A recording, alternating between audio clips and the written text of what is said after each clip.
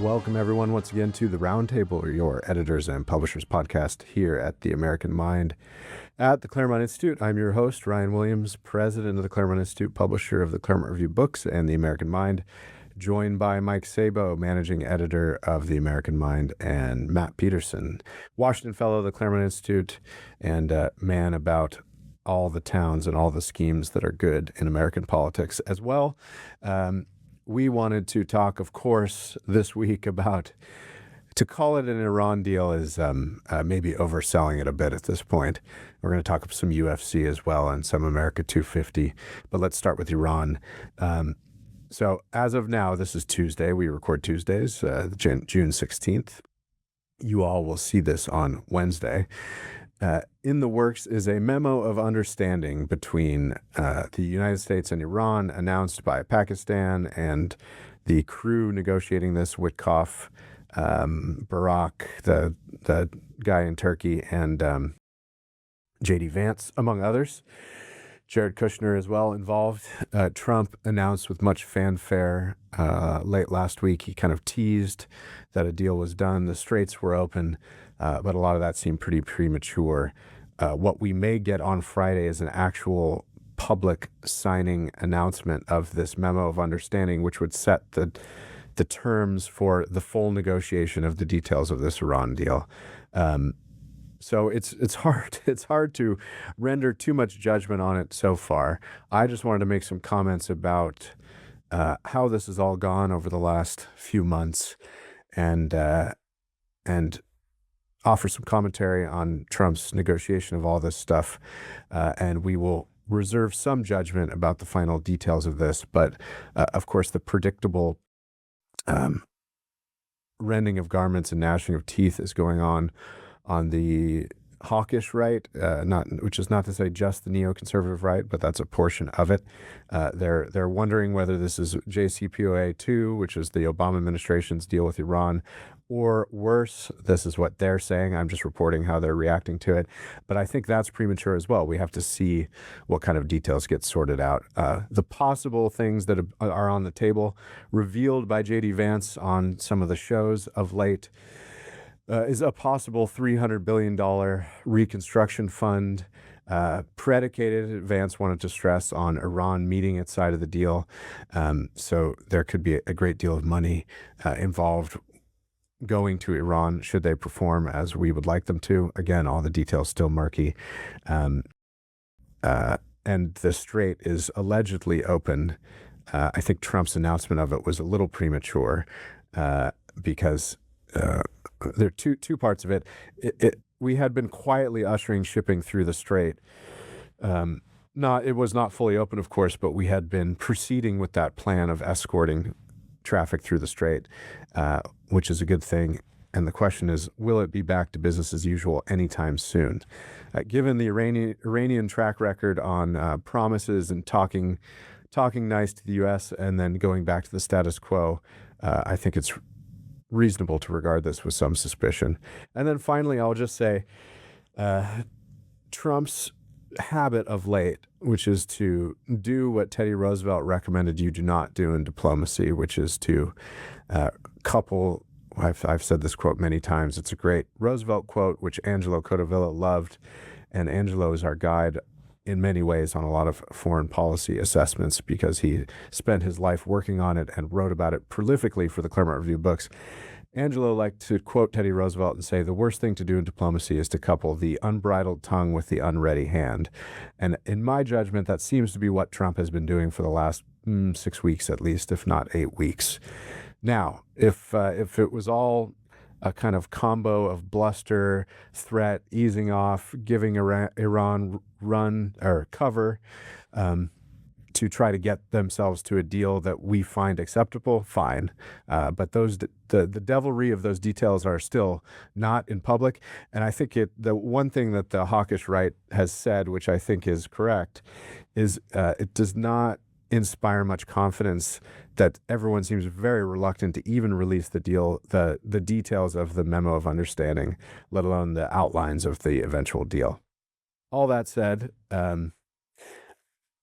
you get the sense in the competing communications narrative about what this deal is and what it is not between Iran, Pakistan, and the United States, that you should hope, one would hope, and Trump has signaled this way, that a deal that is very soft on Iran for various reasons, whether it's nuclear capabilities or whatever else, Trump is disinclined to accept. So that's where we are. I will let Matt and Mike run with it from there. Matt, what do you make of the last week, if not the last few months? Well, I mean, the overall assessment is one of these things that's hard to make, because if Trump gets out with having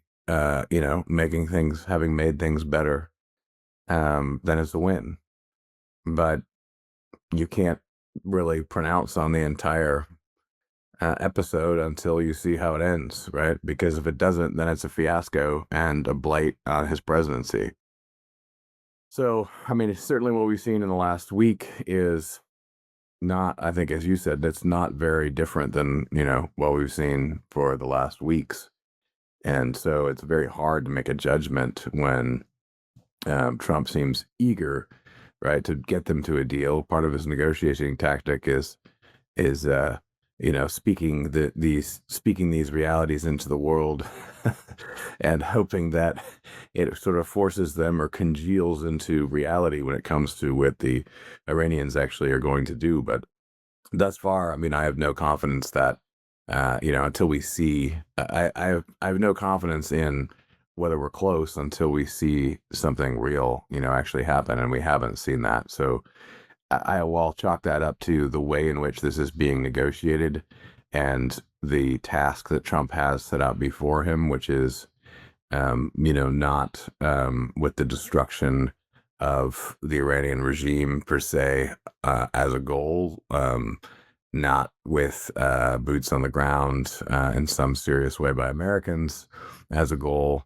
And on the other hand, he wants the complete eradication of the nuclear program. So, I mean, this is the job he cut out for himself, right? So I think that is that's obviously a hard task. That's why no one attempted it. And so if he can achieve it, great. But certainly, at least for myself, there was trepidation from the beginning that, how are you going to pull this off? And it remains to be seen. And in the meantime, you have very unhelpful, I think, debates domestically on the right where, you have hawks and you have people like Mark Levin shouting about this, and then you have people on the other side who seem like isolationists in some way, and both sides are saying very ridiculous things. And I don't think it's been, very helpful for the right. On the other hand, like in the longer scheme of things, maybe there's going to be a lesson here in a new sort of foreign policy that isn't isolationist, and also is not completely in line with the goals, say, of Israel in the Middle East. And you certainly see a disconnect there where I don't know why people can't talk about this topic too in a rational way, where we have very similar interests in the Middle East when it comes to getting rid of this regime. But, our goals are different, and the slight difference matters. The slight difference matters a lot, because if it's an existential threat, if you're Israel sitting there and you need that regime eradicated, their argument would be you cannot change Iran without getting rid of the mullahs, and it's crazy not to, and so you got to go all the way. But as so often is the case in foreign policy with America, we're not actually prepared to go all the way. The American people do not want to do whatever is necessary to remove that regime. I don't think so. Watching this play out is still a mess. It's great there's an announcement. Both sides keep flip-flopping on whether this is terrible or great. Now you see the people who are, like you said, more hawkish saying, oh, this is crazy, he's given up the farm. But we don't know what he's, we don't really know that. And we know that Trump doesn't want to give up the farm. He's been adamant the entire time about certain goals that he's had. So who the hell knows? I know that too, obviously with the midterms coming up, I think that might have, some part of it too. I think Trump maybe senses that the Democrats are weaker than I think what they appear, that the GOP possibly could actually keep the House, keep the Senate. So that might be some kind of calculation there too. JD Vance has obviously been out there on the circuit, talking about this on various political shows, on the Sunday shows.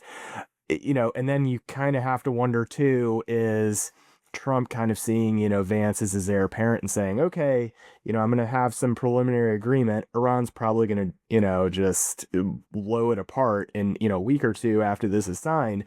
Hey, this is actually your problem now in 2029 and going beyond. So you kind of do wonder kind of the calculations and, what Trump is trying to think and, if he's just actually offloading the problem to a future administration. It's interesting that obviously the agreement is not public yet, but certain administration officials have been talking about it. Andrew Colvett, so he's at Turning Point USA. I think he does the Charlie Kirk show now with Blake Neff.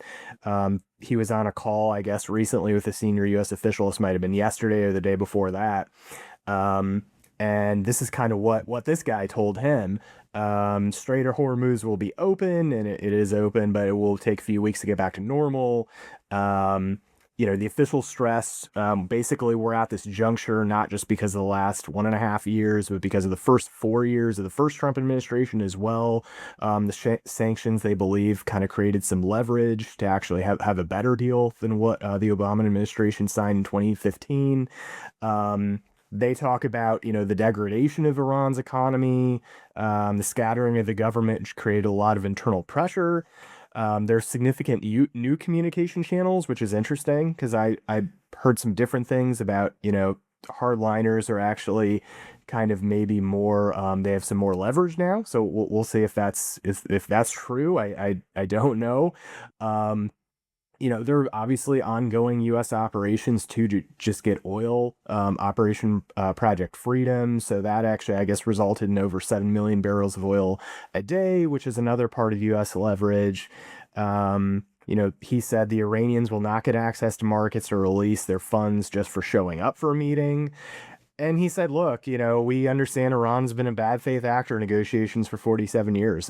Everything's going to be verified, all released assets, and sanction relief is tied to milestones, to meeting those milestones. So, and he said, too, the Gulf states generally love this deal, and they did not actually generally like the 2015 deal that the Obama administration signed. So all of this is to say, it's just kind of a wait and see approach. We'll see what the actual language is. I know there's, obviously tons of infighting right now on the right. And I think, and that's totally understandable. I mean, it's part of the generational change. That's not only domestically when you look at entitlement programs from, Social Security and Medicare, but obviously this has huge consequences for U.S. foreign policy as well. The place of Israel in U.S. foreign policy. And I agree, Matt, it's a shame that we really can't talk about this without descending into just the usual epithets, the usual framing, because this really needs to be discussed, just like entitlements need to be discussed. I mean, these things are coming up. There's cliffs that are arriving here soon. I mean, my generation, we're not going to have Social Security. We're not going to have any of these programs. So I think talking about it sooner than later, I think is really important. And again, with foreign policy, I think talking about, just the broad strokes of U.S. foreign policy sooner than later, especially as it relates to Israel, especially as it relates to the Middle East, it's just something we need to do. The difficulty that Trump has put himself in is the timing of the midterms and the unpopularity of this war. Broadly speaking, the MAGA faithful tend to stand with Trump, whatever he's up to. So there's that solid core, but that just the faithful will not help you keep the House. And there's the economic pressures. I mean, inflation, the latest benchmark it's back up around 4%. And people are feeling it, and those are some strong headwinds to try to keep the House in November, even with some creative gerrymandering in Republicans' favor. So you would think that for the U.S. to maintain leverage in these negotiations over the next 60 days with Iran, it would have to be willing to go back to resumption of hostilities and economic pressure both at the same time.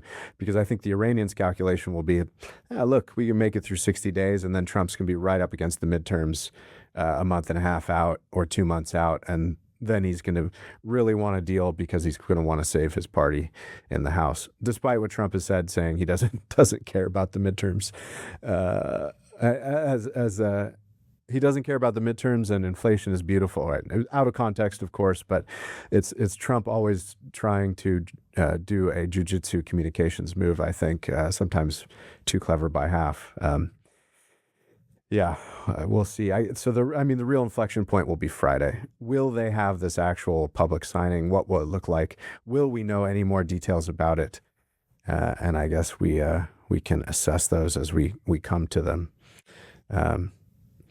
My worry is that again, one of Angelo's Cotovilla's sayings about the Middle East, and it was his criticism of the Bush administration, is he put it in his very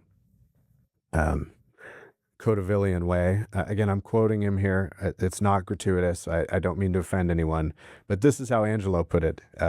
He said, respect and fear in a place like the Middle East is like virginity. It's very easily lost, and you can never get it back.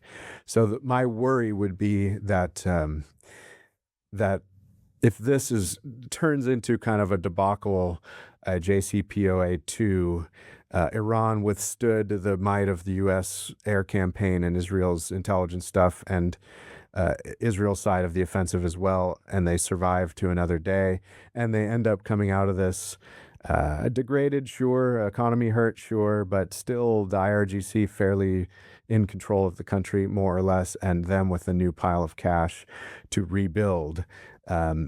It will be a very, very bad development in foreign policy, and it will be laid at Trump's feet, rightly so. So, again, it's too early to say any of that is inevitable or even that it's in the offing. We just need to see the details. So I think everyone, at least, my other question too is, I wonder what the level of interest is amongst normal voting Americans on this issue. I mean, are they following this as closely? Probably not. It's kind of a truism and broad-based electoral politics that people don't pay this much attention to this stuff. They're certainly not waiting with bated breath to see the details of the memo of understanding on Friday. I think, as you indicated, Matt, they'd like to see some resolution that's favorable for America and that doesn't make us look weak.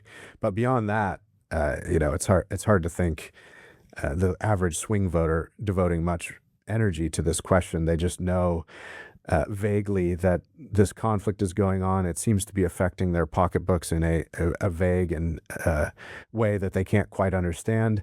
And the goals for this outing, partly as a result of the somewhat scattered communications response of the White House since this thing started, seem to be somewhat shifting or unclear.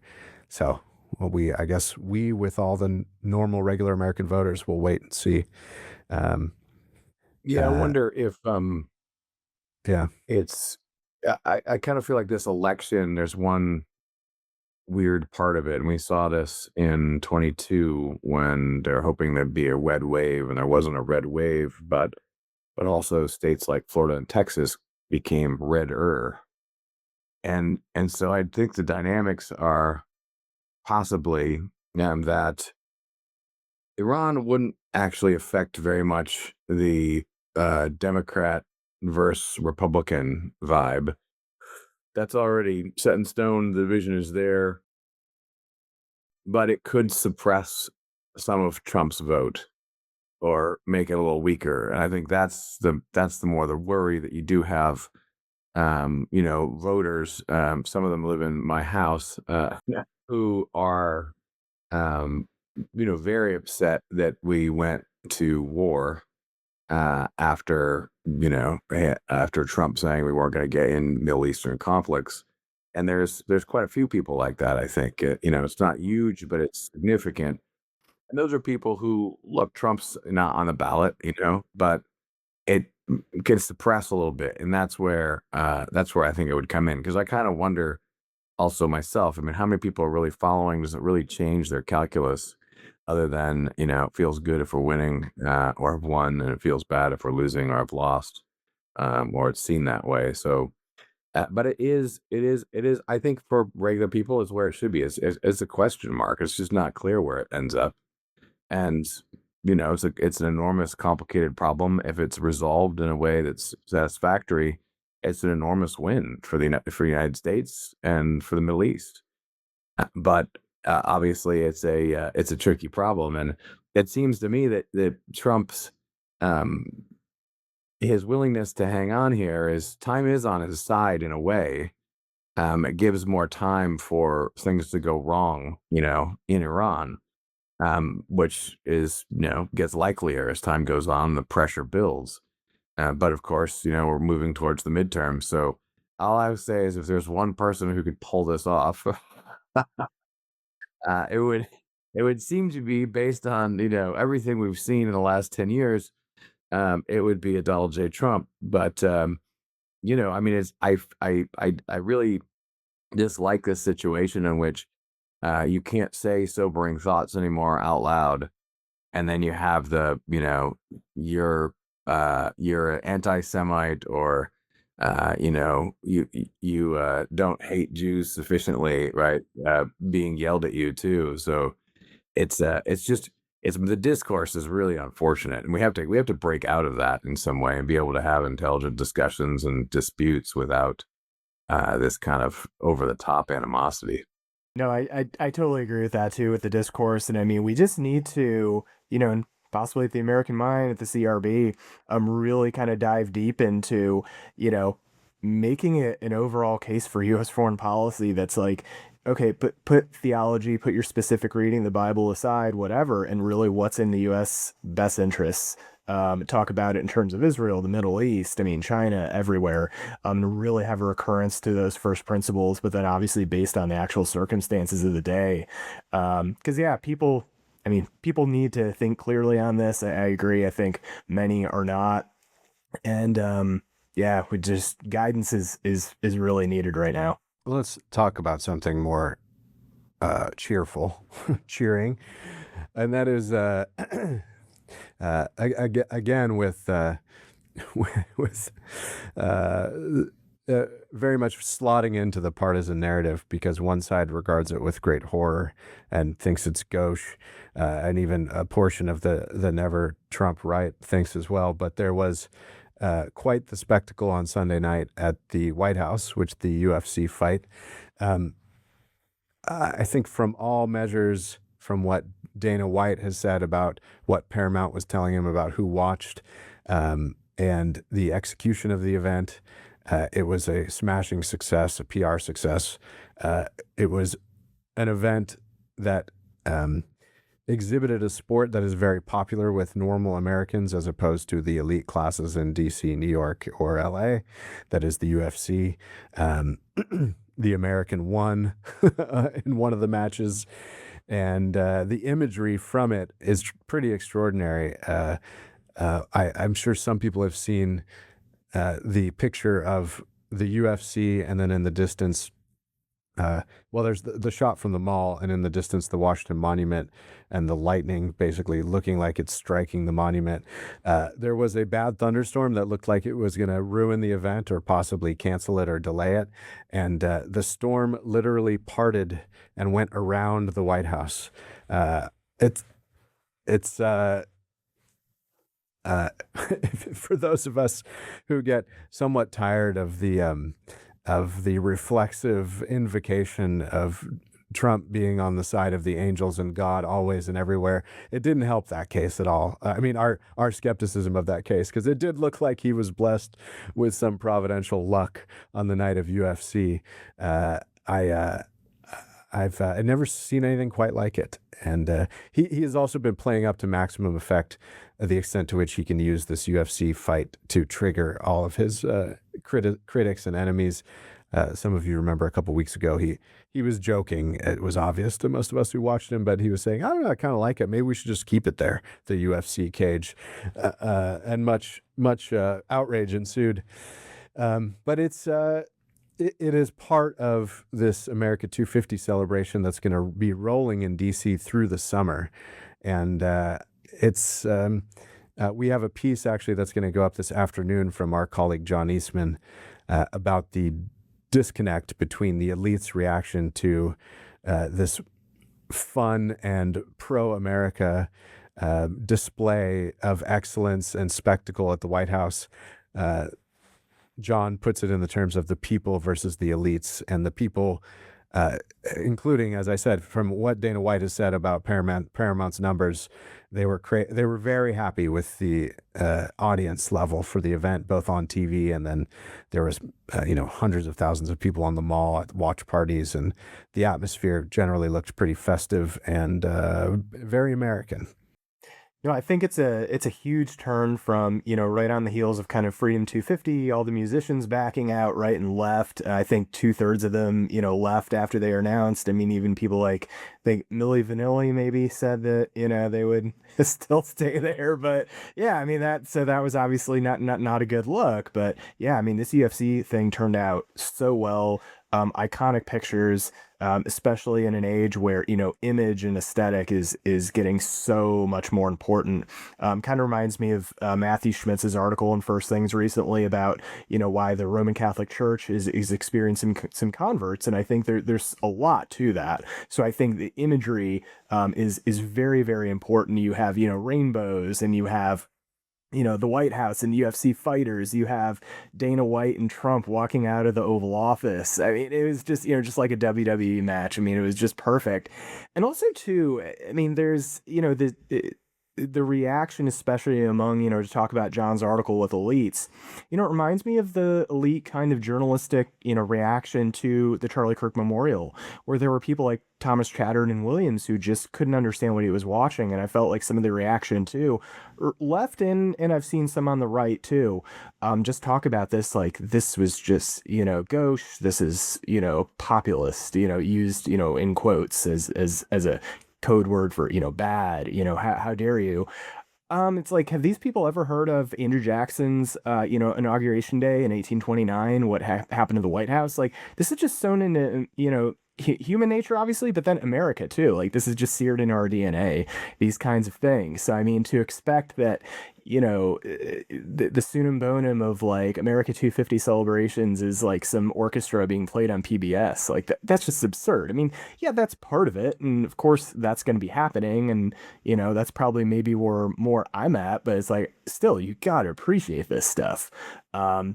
It's part of the American spirit. It's part of the American soul, and it's not going to be going away, anytime soon. So, I mean, it's, in the same thing, talking about, diminishing the honor of the White House from people who like sat there and applauded, absolute trans garbage and images coming from the Biden White House. I just don't want to hear it. It's total cope. And yeah, no, I think the event obviously went off without a hitch. Trump is going to be headlining this Great American State Fair on June 24th. So that officially launches, I guess, this month-long, I think, state fair. And then there's going to be a Trump on the rally. Mall, right? Yeah, on the mall. And then there's a Trump rally on the 4th before, massive firework demonstration. So yeah, so I think this is a good kickoff. It's a good turn for Trump, and it just, falls again into his appeal, his aesthetic appeal, and it's just the images of winning, strength, and being victorious. So I think this all helps him. It was funny. Ryan had asked me before we started recording if I had picked up any chatter on Iran when I was in DC, and I left Saturday, day before this event. And it's funny, like, reflecting on that question. Not as near as much as I picked up about the UFC event, which everyone was talking about. Everyone was talking about how the fact they couldn't get into it. You could feel the anticipation building, and besides this, enormous installation, which I saw from the ground, but they blocked off a lot of roads, and people were grumbling for security and setting up that that entire area where there's lots of people watching from afar. And then I saw it on the plane as I left, empty the day before, and it's just it was just enormous, right? It dwarfs the White House, and it looked like something out of a science fiction movie. I mean, it was iconic even with no one there, right? And when I saw it, as we were leaving in the plane, it was impressive, and it didn't give me the kind of the vibe you might be worried about, right? Which is, well, you're kind of defacing this monument. It looks like, no, they're setting up for a big event at a place that should have events. It's like Trump's instinct with the ballroom.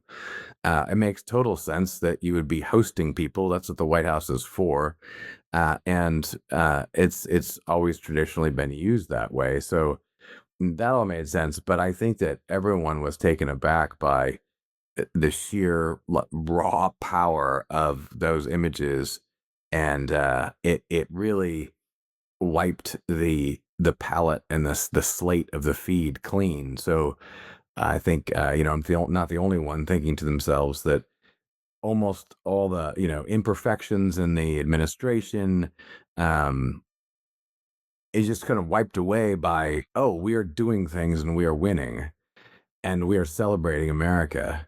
And the power of that is unbelievable. I mean, it just, the left is in such a trap here. And this is why people should not be blackpilled about November, like all the consultants. The left doesn't have anything. I mean, and the fact they're getting mad about cleaning up the reflecting pool, for 5 pennies on the dollar, I mean, it's like, what are we even talking about? You clean up the reflecting pool, that's a big scandal. And you're going to have a big, ginormous party with MMA, outside the White House, and this is a problem. Um, not only is he winning and they have nothing to offer when they focus on this, they're just getting pummeled over and over again on this kind of thing. And it just speaks to actually, doing things and just getting things done, even if they're not. Because look, Trump himself, I mean, he wanted to do the Kennedy Center, right? I mean, they didn't want him to do it. I mean, it's not like he is opposed to the arts in a higher form. I mean, he is very proud of taking over the Kennedy Center and trying to make, but they didn't want him to have that. And so here you see him just, one of his ideas, like, hey, I'm friends with Dana White. This would be awesome to have. And just implementing that, just moving forward on this kind of celebration of America, incredibly important. And I think that the power of those images testify to that fact that you had this competition taking place there that was also patriotic. And in this case, it was well done in terms of spectacle. And spectacle is part of mass media life. It's not anything new. I'm not sure why all of a sudden, this time it's different and we have to be against it. Seems ridiculous. And it was really, in terms of cultural warfare, it was an enormous nuclear bomb drop win. I mean, so everyone who sees that, it's impossible. People were just saying it's impossible to be against this. It's impossible to say this isn't awesome. And on the other side of it, the libs had their old people event where they got up on stage with, clowns like Robert De Niro in his old age, being bitter and angry. And Yeah, the yes, counter and that programming. counter Yeah. programming said it all. It's like, if this is all you have left in the tank, I'm not as worried as I might be about them. And I'm more worried, and this is why I think there's so much fighting on the right. The real power is intra-right. There's a potential majority coalition, and so there's going to be outside forces from, opposing outside forces, even trying to influence and fracture that. And then there's a serious discussion to be had about what makes up this coalition and what should we do moving forward. But that's the only place that there's intellectual life. The other fight against the left is more just a complete existential, streak from them about everything bad Trump does, and they don't prioritize very well at all there. And this is a great example of them just getting their handed to them, because that was a very hard thing to stand up and say, I didn't like that. I'm against that. And you look at the pictures of, a fighter, a fit fighter with both his hands raised in the air, outside the White House and everyone there. I mean, unbelievable. And you kind of sense it from the fact that it was so hard to get into. It's kind of thing where everyone goes, oh no, yeah, that's totally gauche. By the way, can you get me and my bros into that event? One of our insiders who will remain nameless informed me that he was trying to, one of his difficulties in his job was trying to find 270 tickets for congressmen. And so that even some Dems wanted in on that, because why wouldn't you? It's only going to happen once, and I'm sure it was pretty electric on the ground. And it also comes after a week. I don't know, those who are not on X as much as some of us, or don't keep an eye on it. It also came after a week of Europeans of various sorts road tripping across America to go to World Cup games and marveling at the abundance and friendliness of America and its people. Whether it's Lawrence, Kansas, which is the chosen practice facility, home base for Algeria, and the Algerians being touched by this, medium-sized city in Kansas being so welcoming to them, all the way down to, Freddie the German, who one of the more popular posters as he went on a road trip from, basically from DC down to Houston through Appalachia and down to Louisiana and across the Gulf Coast, marveling at the diversity of natural beauty of America and its endless wilderness and forests and friendly people, and the abundance of Buc-ee's and the relative safety across all the lands and then just the hospitality. It was kind of a clever move from Freddie to broadcast this all on Twitter, because along the way he praised this new country artist new to them, that they were hearing through the South, and she ended up reaching out to them, and they're going to one of her concerts. I think J.J. Watt, hooked them up with some hotel room in Houston. They got to see the practice facility, so they're getting the royal treatment because he's one of a few that have become sort of online America praising European celebrities just from their road trip posting. So you couple all that week buildup of Euro love in America, and then you have UFC on Sunday, including 3 World Cup games in the U.S. As well, and it's cooking up to be quite a summer. I mean, we remarked upon this at least a year ago, but Trump again was lucky. I mean, he has got a lot to work with in this pro-America sports celebration spectacle, because he had the good fortune to have America 250 coincide with World Cup summer in America as well. And even if he had been able to plan it, which he was not able to plan it, I think Trump, to the extent that he sees it, can't help but smile at all this free pro-America media coming from all these Europeans who are falling back in love with America. It turns out all it takes is coming to America and driving around, especially its non-big city, real America countryside. What's so funny about this is that it shows the lie that these people are xenophobic. They're afraid of, and they hate anyone who's the other.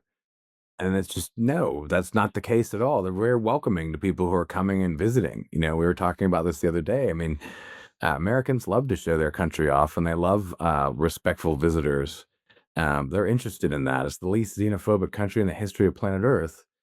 What we don't like is if they stay here and they come illegally, and millions of them drop in and they stay here past their welcome date, and they're sucking off the system. But of course, no one wants that. No sane person does. But there's something kind of heartwarming about being reminded that we already know this, but I think for a lot of people, you just hear these lies over and over again that half the country has this deep-seated hatred of foreigners, when they just don't want their country to be ransacked by them, and have zero problems. In fact, they love it when people come visit.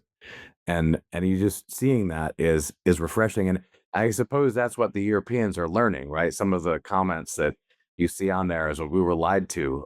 We were lied to about the US, which is, of course, true. I can't even imagine what their media is like. Right. Like, it's almost like they think it's, I just read, I'm a big J.G. Ballard fan, and he wrote one of his novels is Hello America, where there's some like environmental catastrophe, and like, I think some dam gets like built or something, and then so sand just basically takes over, most of the American heartland. This novel was, I think, written in the 1970s. So obviously you have, the environmental movement and everything, happening at that point. So you have, talk about, natural disasters and all that, especially, population bombs and all that. But yeah, I mean, it's almost like that's what they thought, like Trump's America was just a series of like strip malls and strip clubs and gambling places or something. I don't know, like interspersed with like gold Trump universities or something. It's like that's not America. That's some, caricature clearly. I mean, I remember, looking over, kind of their comments just about some of these facilities and some of these stadiums.